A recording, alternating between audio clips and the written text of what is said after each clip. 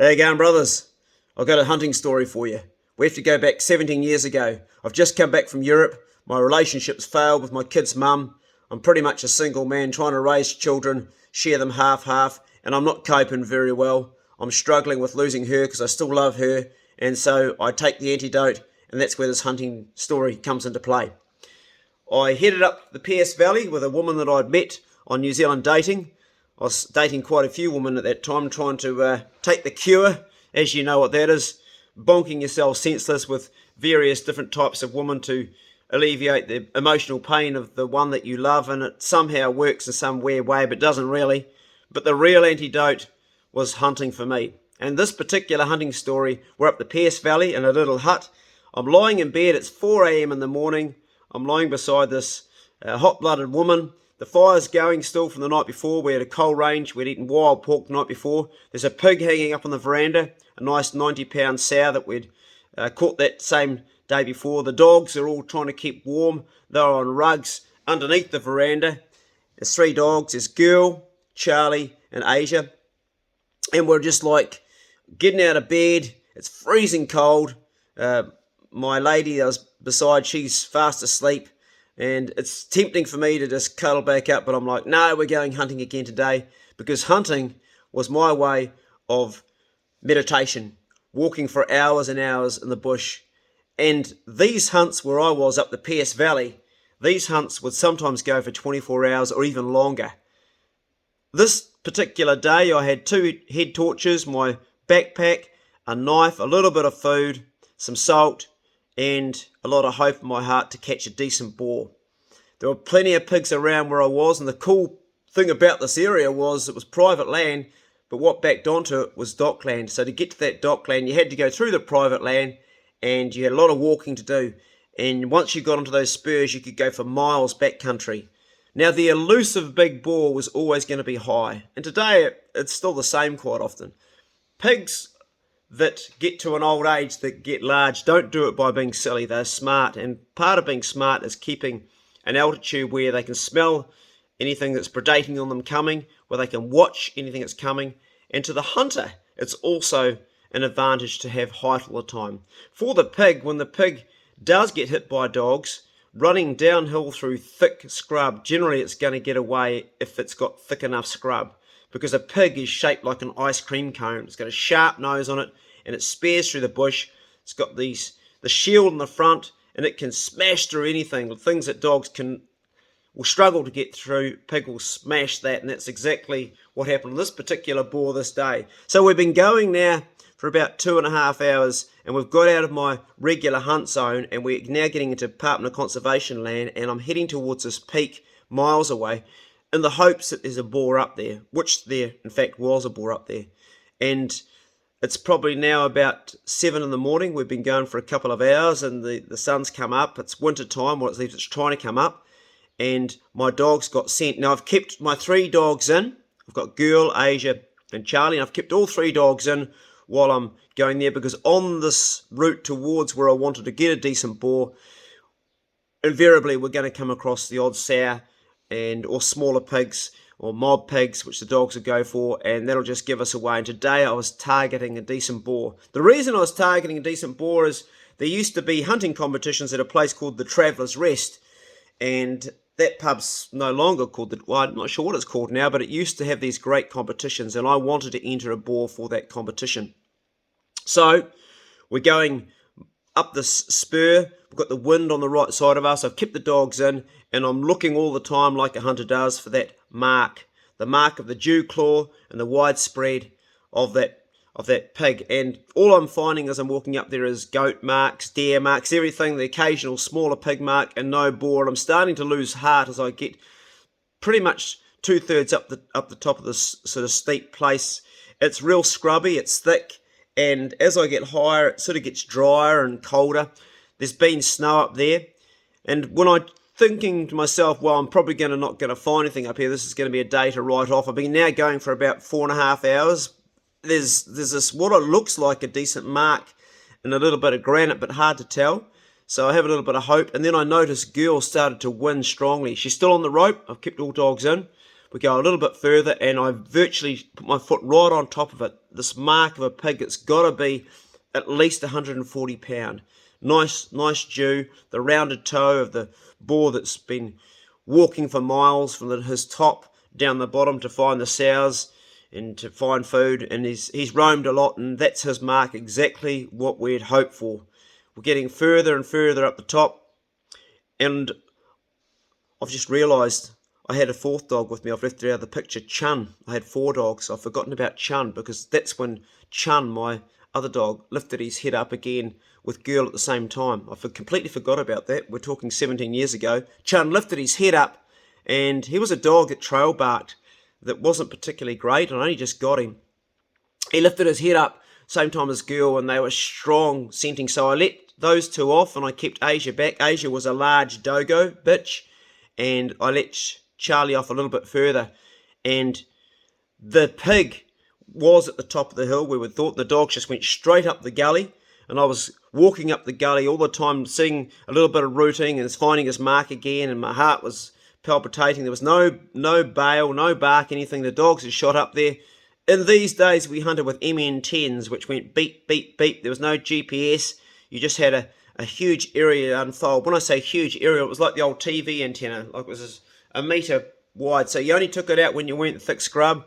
And I still had mine in my backpack, or carried on my back. I've got a whole container that I used to carry for that. And the dogs are heavily scenting now.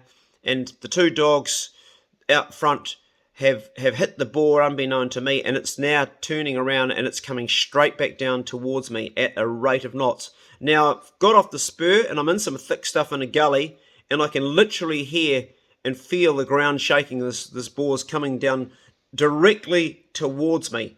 I've still got Charlie on the rope, and I've got Asia in close. I think I had Charlie with me, I'm not sure on that, but I definitely had Asia. She was like my rope dog, and I'm getting ready to let her go.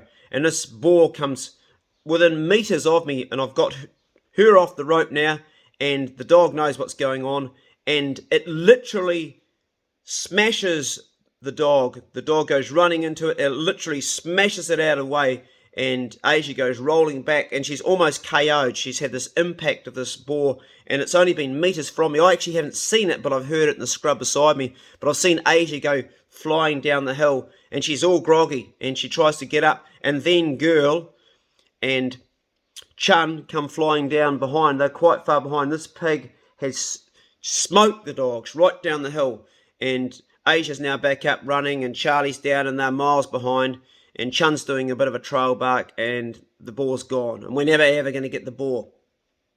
So I'm pretty deflated. An hour and a half later, I'm at the bottom. The dogs are all exhausted. They've been running for hours and hours, and a good boar has eluded us. I've got the dogs all back in. It's now midday. It's been a long day, and I've lost one, and we're really like scratching our heads. The dogs have gone. This boar has run for kilometres and kilometres, and the dogs have come back. I don't know how far it was, because GPS doesn't mark it. And if it was today, I'd go home tired and go, oh, that one got away. But we're not giving up yet.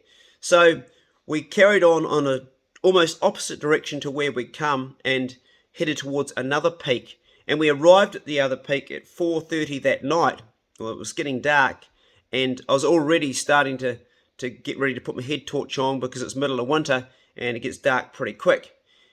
We got into a steep gully, which had the mark of a good pig, probably not as big as the last one to what I was thinking about, but a pig that would suffice for this competition. Definitely a boar with a Jew, but not quite as big. But always hard to tell, because you can get big pigs with smaller feet.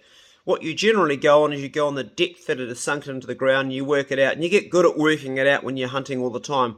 You have to remember that I was hunting like 3 to 4 times a week, and then I was going home and then looking after my children half. So I was hunt fit, my dogs were hunt fit, and I was also a lot younger than I am now. So my endurance was a lot stronger. We're going up in this really tight gully, and we're very close to some private land, which I'm mindful of, because I hated to get into private land, because I just hated to poach. All the fun goes out of hunting when you know you're on someone else's land. So I was mindful of where the dogs were, but I also knew that this block that backed onto a private block held good pigs, and we'd found this mark, which I guessed to be around 120. later on I found out I was wrong about that. But we carried on up this gully, and here's lots of sign now already. I'm starting to see the ferns all overturned, all underneath this bank. It was sort of like a stream that had washed out and had a little trickle of water going down it, and the telltale signs of a good pig here and there. And this mark of this pig, as we're going further, the rooting actually got fresher. By now it's 5:30 and it's starting to get dark, and I've got my head torch on and I'm waiting for something to happen. And I've got all the dogs in on the rope, except I've let Chun go out this time, and he's staying by me, and he's confused. There's so much scent around, he's not sure where to go. And then girl just strains on the rope, really pulls hard, like she's hard pull, and she's clearly that it's close by. So I let her off, and I kept Charlie and Asia in, and Chun and girl shot up the stream, and then I hear that. Then that's the fight with the dogs, got it in the teeth. I let the rope dog go and I let Charlie go and wait. And this pig comes down, it's rocks falling down, and it's a steep area we're in. Rocks are falling and there's fern, and there's a good boar. I've still got it on an old video. A good boar coming down, and it's like, oh, here we go, we're on. And I can actually see the flash of its tusks, and it's throwing dogs everywhere. My dogs are all vested up in those days because I was miles away from getting vet care. I used to carry a stitch-up kit on me, literally to stitch them up, but they were all packing good rip gear. Most of it was made from shade cloth.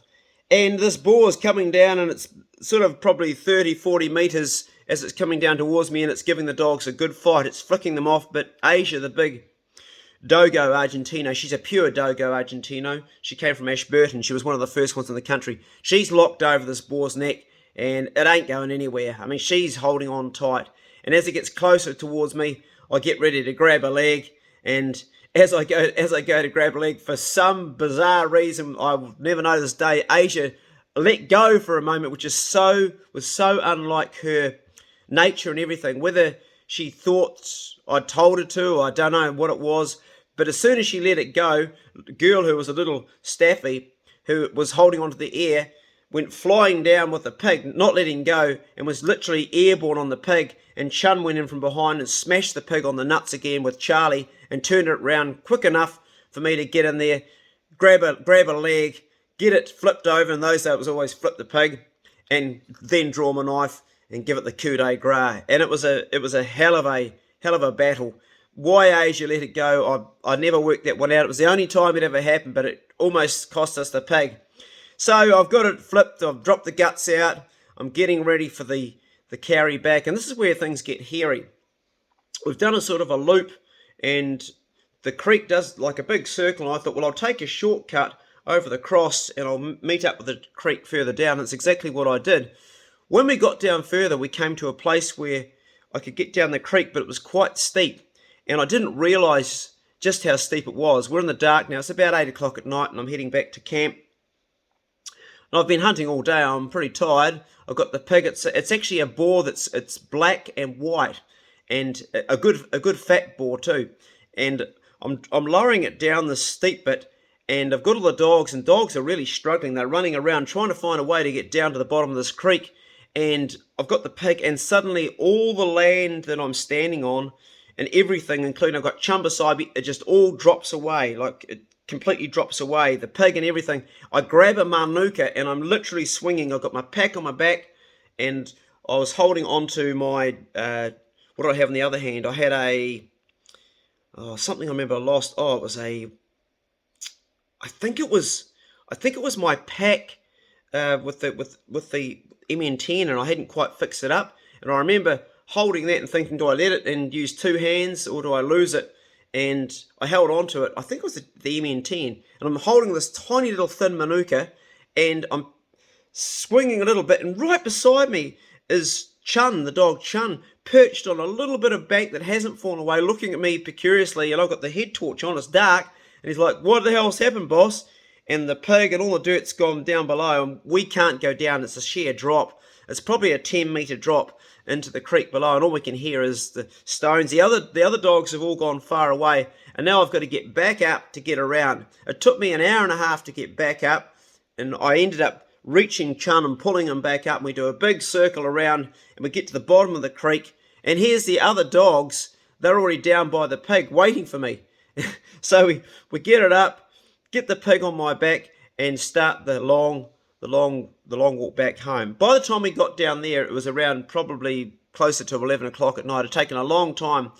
It wouldn't have been too far off 11. Got myself sorted, got the pig on my back, and start the long walk home. My batteries ran out at about 1 o'clock in the morning, and I changed over my second torch, which had fresh batteries. That's what I always took, was 2 torches, and carried on.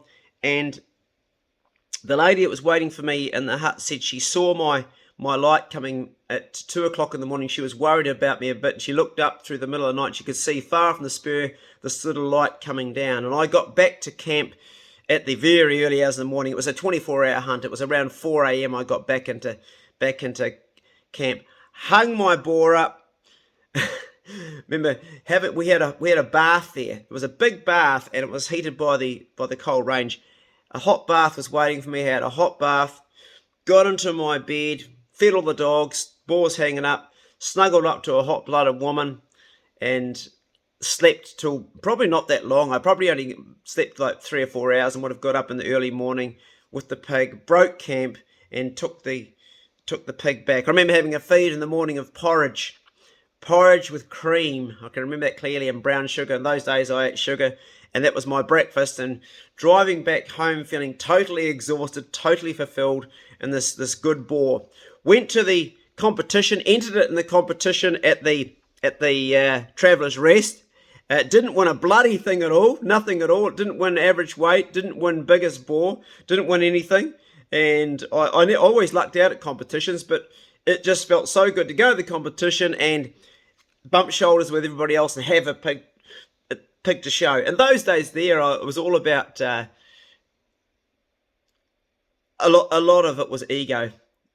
I've caught this big boar, look at what I've got, guys. And today I don't even care about that, but back then it was a lot proving myself as a hunter. And it's funny how you do that, particularly when you're a single man. Not that I was completely single. I was seeing this lovely lady, although she wasn't the only one. I was pretty much keeping my options open, and she was too, for that matter, at that time. And that's the nature of that. Look what I've caught. And it's a primitive part of our brain that's still there today. And we don't actually need to go and hunt the pig today. We can go to the supermarket and buy it, but we still have that biology of being a hunter. And what the hunt did for me was, it was during a time in my life where my life was falling to bits.